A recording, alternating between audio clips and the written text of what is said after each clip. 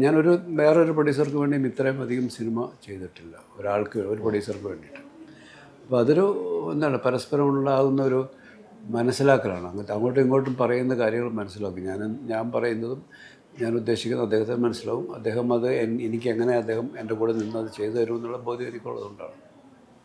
എനിക്ക് തോന്നുന്നു അന്ന് ഈ ബാലതാരങ്ങൾ ഏറ്റവും കുറുമ്പുണ്ടായിരുന്ന ആരായിരുന്നു? ഇവരെല്ലാവരും അത്യാവശ്യം കുഴപ്പക്കാരാണ്.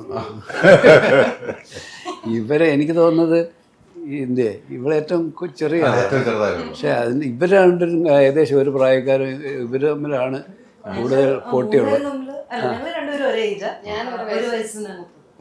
ഇവർ തമ്മിൽ ഞാൻ പിന്നീട് ഇപ്പോഴാണ് ഇവർ കഴിഞ്ഞ ദിവസങ്ങളൊക്കെ പറയുന്നത്, അന്ന് കോസ്റ്റ്യൂം കിട്ടുമ്പോൾ തന്നെ അതെനിക്ക് വേണം ഇതെനിക്ക് വേണം, അതൊക്കെ തമ്മിൽ വഴക്ക. കുഞ്ഞുങ്ങളല്ലേ, 6 വയസ്സ് 7 വയസ്സ്. അങ്ങനെ അവരെ അങ്ങനെ ഈ കോസ്റ്റ്യൂമർ SP സതീഷ് അവരെ ഹാൻഡിൽ ചെയ്ത കാര്യങ്ങളൊക്കെ ഇവർ പറയായിരുന്നു. പുള്ളി എല്ലാവരെയും സമാധാനിപ്പിച്ച് അടുത്ത സീനിന് നമുക്ക് മറ്റേ ഡ്രസ്സ് തരാമെന്നൊക്കെ പറഞ്ഞ് അങ്ങനെ ഈ കുഞ്ഞുങ്ങളല്ലേ, അവർക്ക് എന്താണെന്നൊന്നും അറിയത്തില്ലേ. നല്ല കളർഫുള്ളായിട്ടൊരു സാധനം കണ്ടാൽ എനിക്ക് വേണമെന്ന് ചിന്തിക്കുന്ന വിലയാണ്. ആ പ്രായമാണല്ലോ. അതെ അല്ലേ.